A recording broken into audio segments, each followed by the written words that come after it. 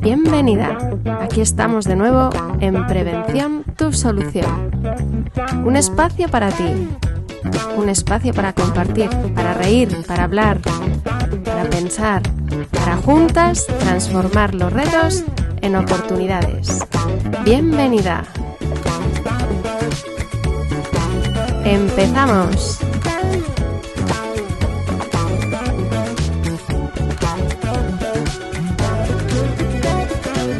Aquí estamos de nuevo, una tarde más, en Prevención, tu solución. Y hoy vamos a cambiar el orden. Va a empezar Irene a contarnos una de las historias tan interesantes sobre matrimonios de la ciencia.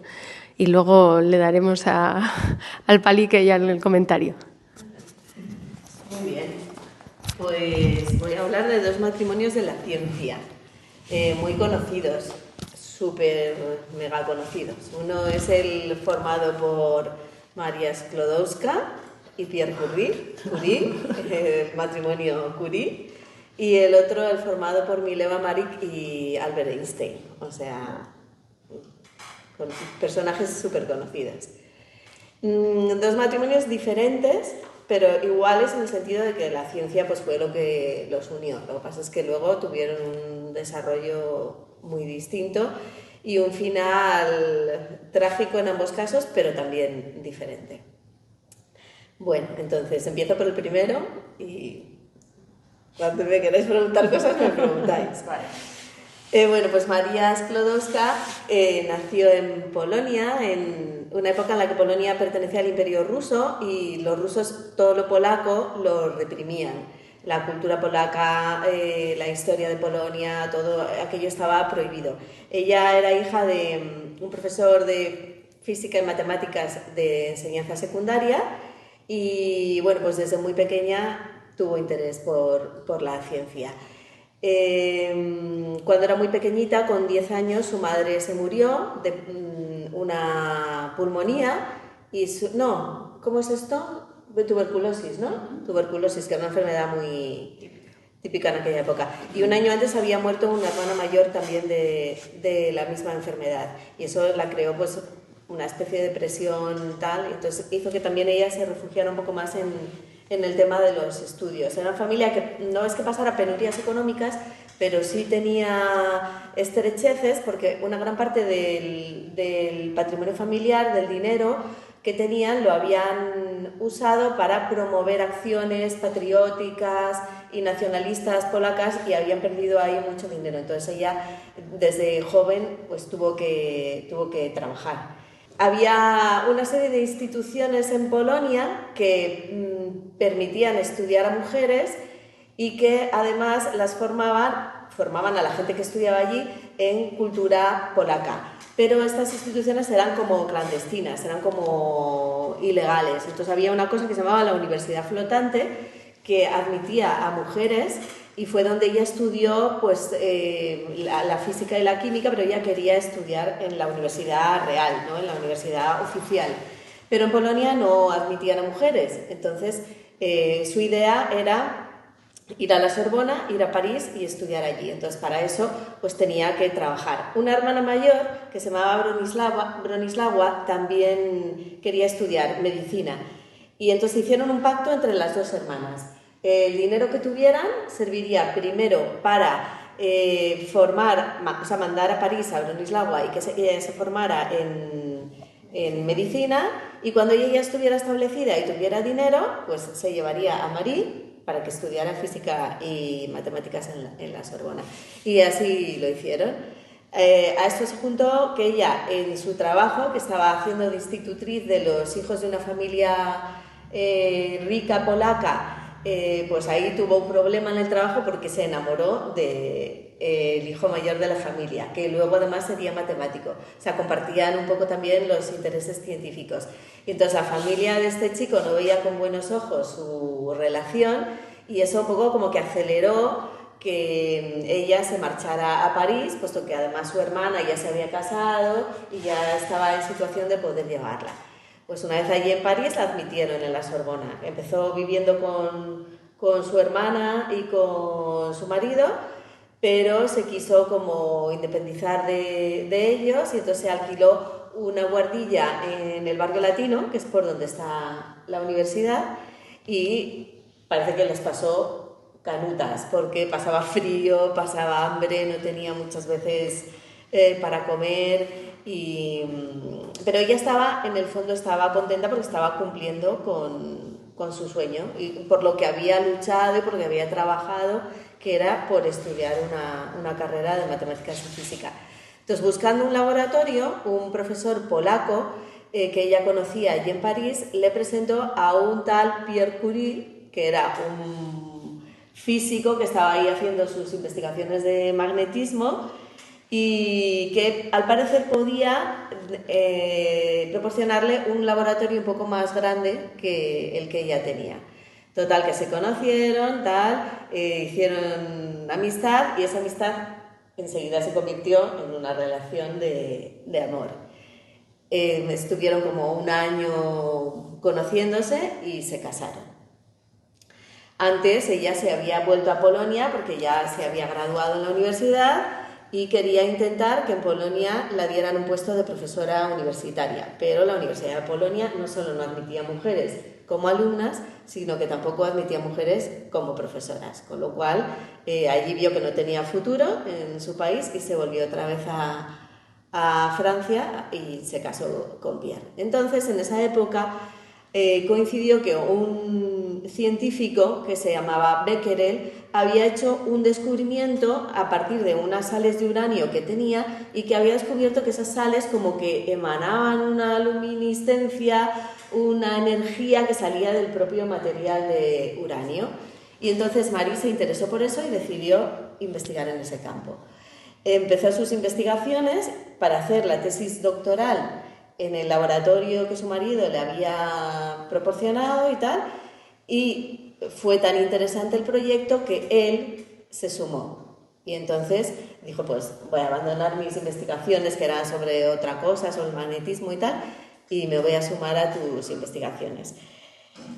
Lo que hizo bien Marie Curie fue que le dejó muy claro a su marido, sentó las bases muy bien del papel que tenía cada uno en la investigación. O sea, ella dijo, bien, tú te sumas, pero la idea es mía. Y aunque vamos a trabajar los dos colaborando, yo aquí soy tan científica como tú. Y cuando firmemos documentos o cuando publiquemos cosas, firmaremos los dos como autores, como coautores. Y tú también harás tus cosas en la prensa por tu lado y yo haré las mías. Entonces ella sentó muy bien las bases de que eran dos científicos que iban a trabajar de igual a igual. Pierre esto lo aceptó porque la quería mucho y la admiraba mucho. Esto no era frecuente en la época. Entonces, aunque en el matrimonio posiblemente hubiera algunas rencillas profesionales o se creara malestar en algunas ocasiones, porque a veces les invitaban a dar conferencias, les invitaban a los dos, pero luego solo dejaban hablar a Pierre y ella no podía explicar sus experimentos ni podía hacer nada. Y eso realmente, o sea, es posible que al matrimonio le creara cierto malestar, ¿no? Porque es verdad que también él podía haberse negado a dar esas conferencias si ella no participaba. ¿Qué fue lo que pasó cuando ya descubrieron el polonio, el radio, y les concedieron el premio Nobel? Ese primer premio Nobel que tuvo Marie Curie, que tuvo dos, ese primer premio Nobel fue compartido entre Becquerel, Pierre y Marie. Pero al principio a ella no la habían nominado para el premio Nobel, solo habían nominado a los dos hombres. Y entonces, en ese momento, Pierre dijo, no, si mi mujer no está nominada, yo renunciaré al premio. Y consiguió que la Academia Sueca se lo replanteara y le concedieran el premio a los tres. Pero es verdad que una serie de publicaciones y de cosas anteriores, pues, y de conferencias, pues a él era como al que le daban el prestigio profesional y ella se tenía que quedar así de lado. Aunque en su trabajo cotidiano, de su vida cotidiana, ellos dos sí que trabajaban de igual a igual y tenían muy claro de quién era el proyecto y de quién había sido la idea. Tuvieron dos hijas, este matrimonio tuvo una hija que se llamaba Irene y otra que se llamaba Eva. Irene también fue premio Nobel de Física con su marido. Otra cosa buena que hizo este matrimonio es que planificaron muy bien las labores cotidianas del hogar, de la vida diaria. Entonces, Pierre, que era un tipo que le llevaba 10 años, que era el típico científico introvertido, que es poco social, que vivía con sus padres con 34 años o 35, pues sí que la familia de él les ayudó cuando nacieron las niñas. Luego contrataron también a una nodriza, en cuanto pudieron contrataron a una criada y luego a institutrices polacas para que enseñaran a las niñas el idioma y la cultura de Polonia. Y entonces toda esa parte de vida familiar, de organización cotidiana, la tenían muy bien organizada y eso le permitía a Marie trabajar y pasar mucho tiempo en el laboratorio y hacer sus investigaciones. El matrimonio iba muy bien. Un amigo de Pierre decía: el gran descubrimiento de Marie Curie ha sido hallar estos dos elementos, el polonio y el radio. El gran descubrimiento de Pierre ha sido hallar a Marie Curie. Entonces, parece que tenían una relación buena y se querían y colaboraban y se respetaban. Y todo iba muy bien hasta que un día Pierre salió de casa, fue a almorzar con unos amigos y cuando salió no se sabe si se resbaló, iba distraído, el caso es que le atropelló un coche de caballos y le mató en el acto, además de una manera muy gore. Y eso para Marie fue tremendo porque claro, su marido había salido por la mañana y ya no volvió nunca más. Entonces ella luego escribió un diario con todo lo que había sentido en ese duelo, en esa viudedad, que ese diario se conserva. Y hay un libro muy bonito de Rosa Montero, que yo no, o sea, lo empecé a leer, pero creo que no era mi momento de leerlo. O sea, está muy bien escrito, se llama La estúpida idea de no volver a verte, en el cual Rosa Montero toma los diarios de Marie Curie y hace como un poco un paralelismo entre el duelo y la viudedad de Marie con el suyo propio de Rosa Montero, que también perdía a su marido, y entonces hace como una especie de paralelismo entre las dos historias. Está muy bien escrito, empecé a leerlo, pero no me pareció que me apeteciera leerlo en este momento. Pero vamos, es muy recomendable. Pero tiene que ser duro. Tiene que ser duro. O sea, yo he leído como las 30 primeras páginas y lo he dejado por eso, porque me parecía duro y no me apetecía en este momento. Con el tiempo, Marie siguió sus investigaciones, le ofrecieron la plaza de profesora en la Sorbona que había tenido su marido. Ella en un principio parece que pudo tener reticencias a tomar esa plaza, pero finalmente como que la convencieron de que era la persona más adecuada y la que mejor podría hacer ese papel y aceptó esa plaza de profesora. Fue la primera profesora que hubo en esta universidad, en una época en la que, como digo, en muy pocas universidades admitían mujeres. O sea, de hecho, estamos hablando de finales del 19, principios del 20, es cuando se desarrolla la vida de estos personajes, o sea, último tercio del siglo XIX y principios del 20. En España, por ejemplo, las mujeres en la universidad no pudieron estudiar hasta 1910. O sea que en Europa había muy pocas universidades que las aceptaran. Yo creo, ¿no? Que me parece pronto, 1910 en España. Pues más o menos esa fue la fecha. Porque es verdad que habían estudiado otras mujeres en España en la universidad, pero nunca con titulación, ¿no? Yendo como oyentes o un poco camufladas o vestidas de hombres o tal. Pero oficialmente para obtener un título, más o menos. Y en Europa, pues sí, había universidades que antes ya admitían a mujeres, pero no eran muchas. Entonces ella tomó este puesto de profesora, continuó con las investigaciones, sufriendo pues eso, el dolor, la pérdida, el duelo por su marido, y 8 años más tarde le dieron el segundo premio Nobel. En esta ocasión era de química. La Academia Sueca se lo concedió, pero amablemente la invitó a no comparecer, porque en esa época justo Marie había ya superado todo el dolor de su matrimonio y estaba teniendo una relación con otro señor.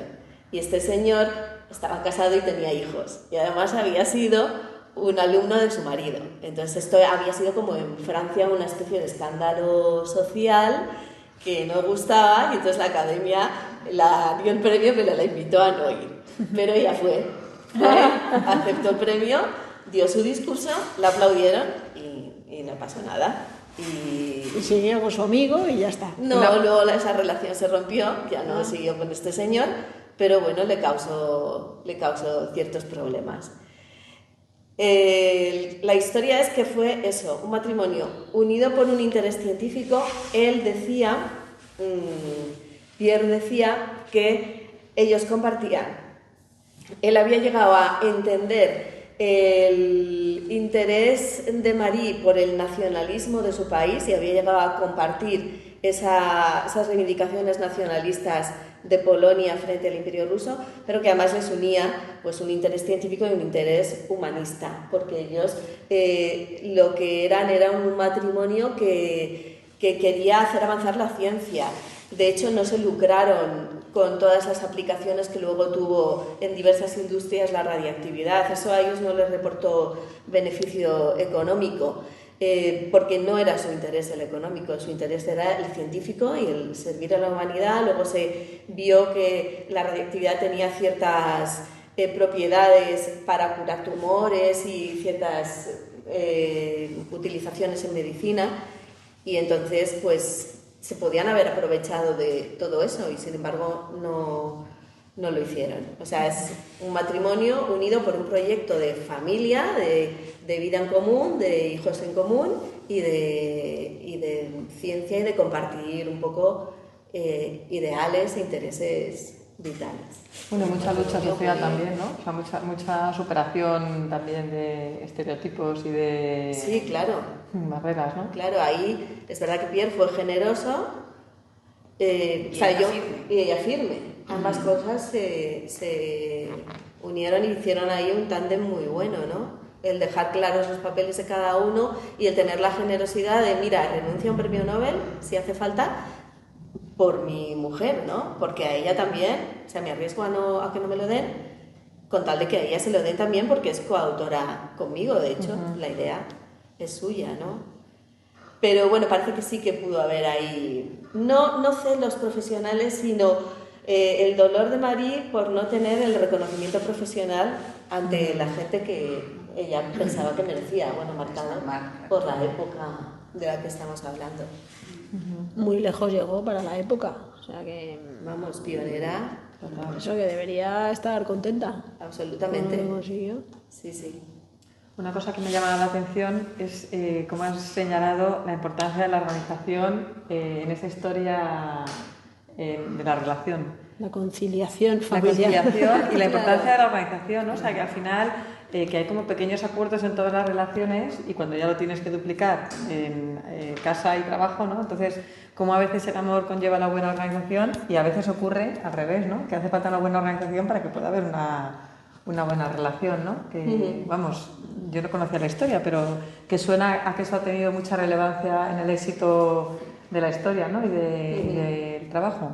De todos modos. Tenían muy claras sus prioridades, ¿no?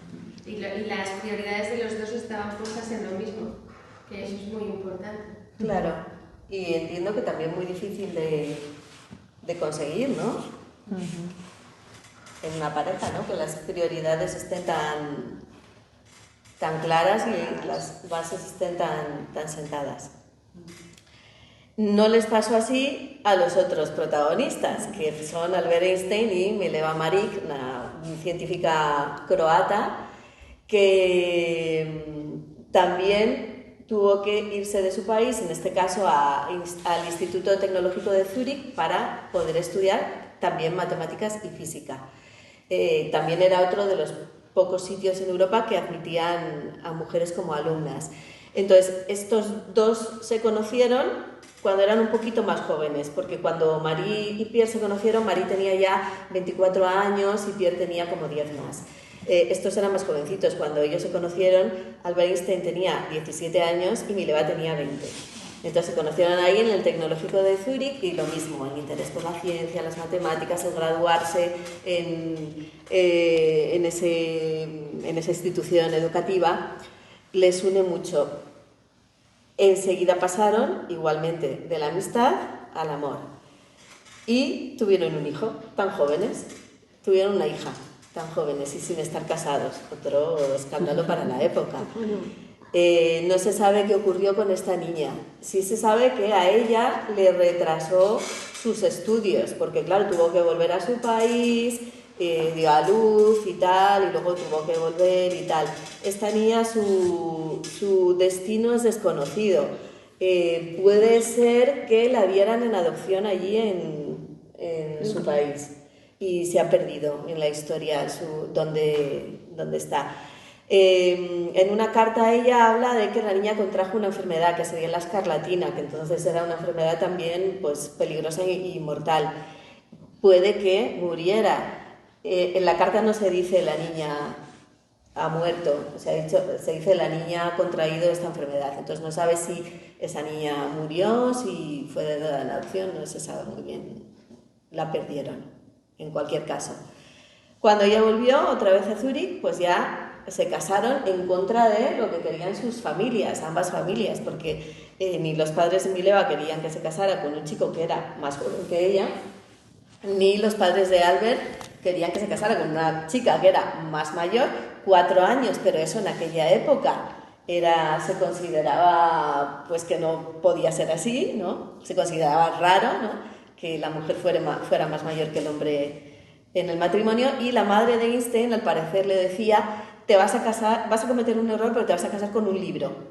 No te vas a casar con una esposa que te cuide, que te organice la vida, te vas a casar con un libro. Y tú no necesitas un libro porque ya eres un libro. Necesitas una esposa que te cuide. Bueno, se casaron, también tuvieron 2 hijos y aquí hay también cierta controversia en el sentido de que no se sabe hasta qué punto Mileva colaborar con las investigaciones de Einstein sí lo hizo. De hecho, ella parece que era mejor matemático que él, entonces ella hacía como el trabajo matemático que acompañaba o que requerían las investigaciones de él.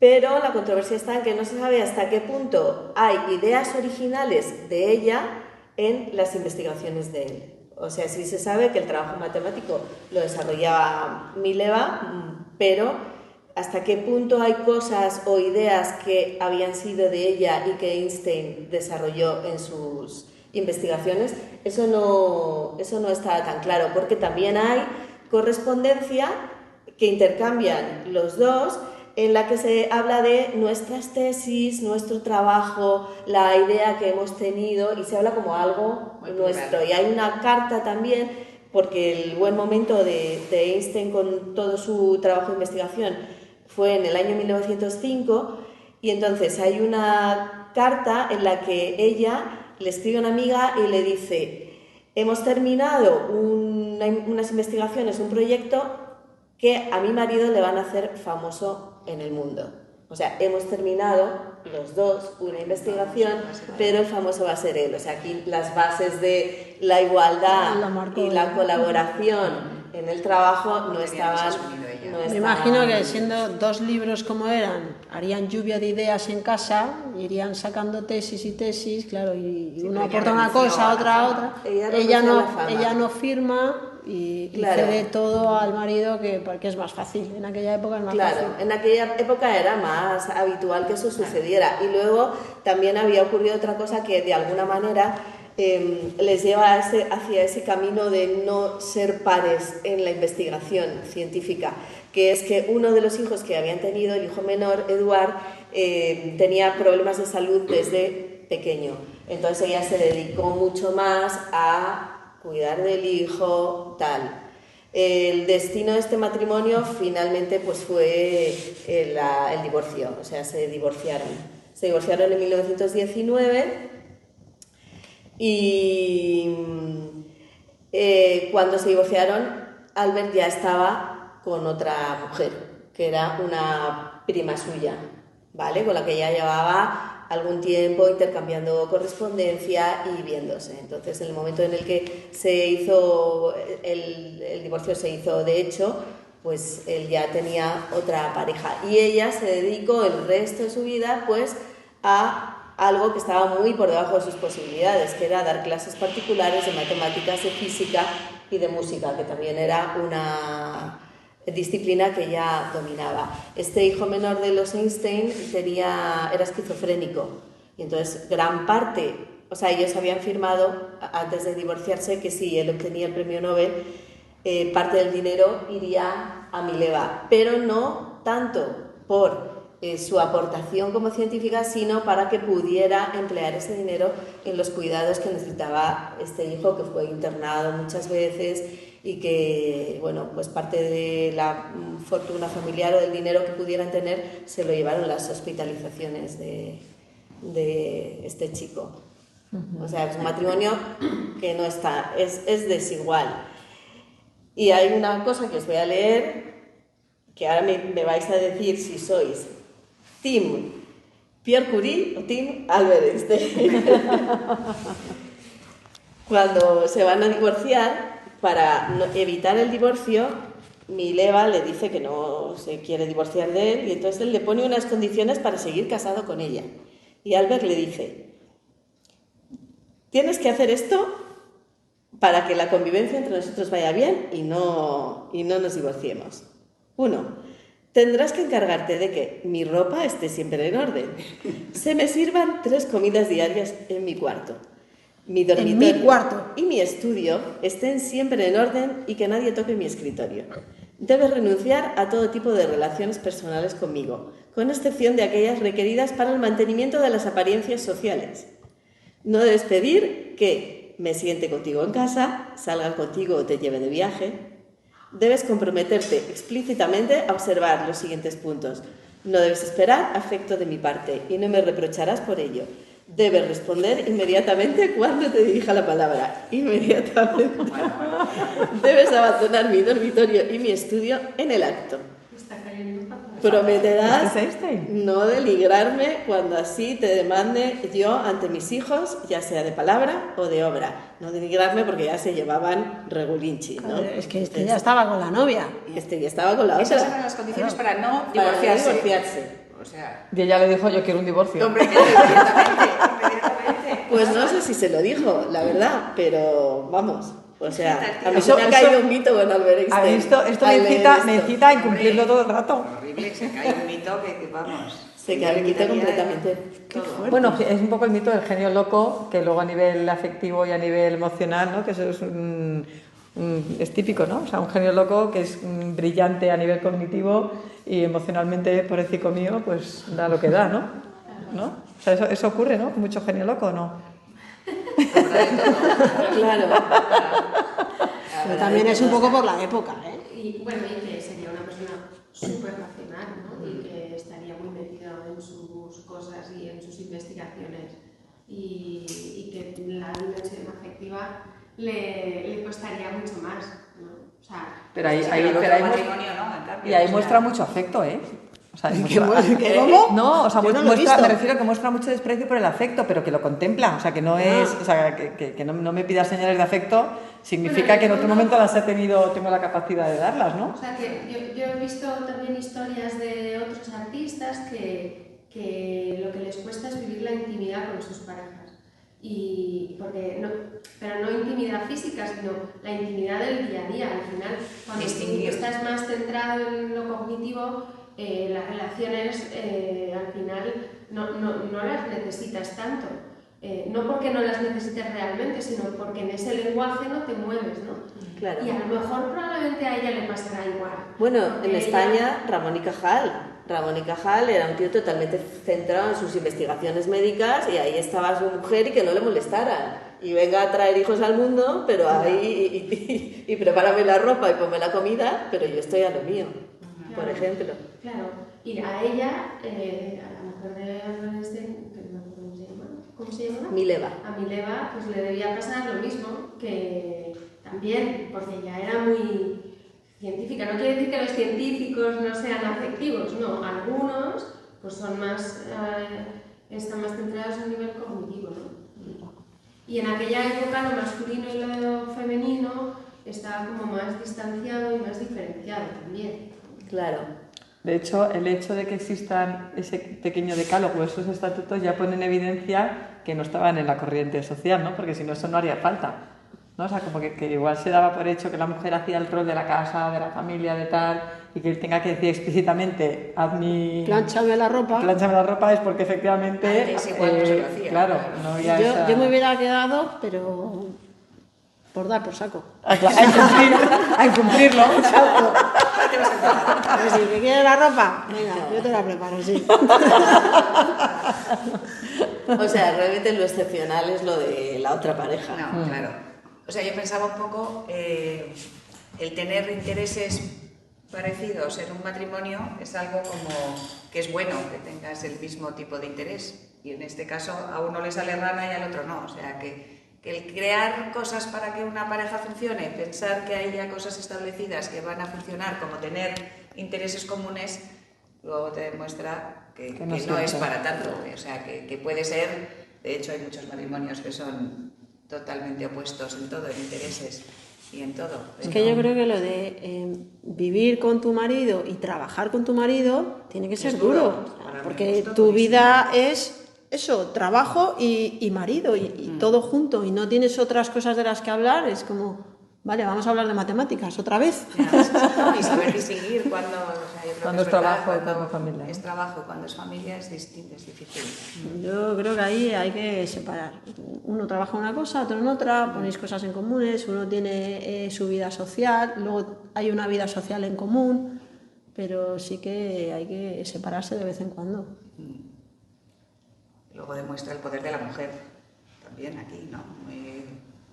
O sea, que el hombre tiene que ser el que renuncie, el que deje, y la mujer ahí está pendiente de todo, de los niños, del trabajo, del tal, de irse a su país, volver, el premio, el otro, o sea, como todo encima, que eso no ha cambiado mucho. No, mira, hoy estaba hablando con una amiga. Creo que somos nosotras las que llevamos toda la carga mental es nuestra. Mental y física muchas veces, y o sea, creo que eso es así. No sé si nos metemos en un charco un poco, pero creo que eso es un poco así.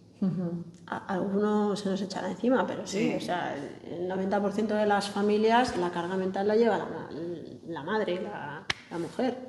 Y piensa que vas a comprar para cocinar esa semana, cuáles son los menús, piensa en la extraescolar del niño que le toca a tal hora y a la niña no sé qué otra hora, y lleva a los niños y recógelos, y el cumpleaños de tal, y paga el bizum del regalo de no sé cuántos, y todo eso al final, unido a tu día a día de trabajo, pues acabas con el cortisol por las nubes.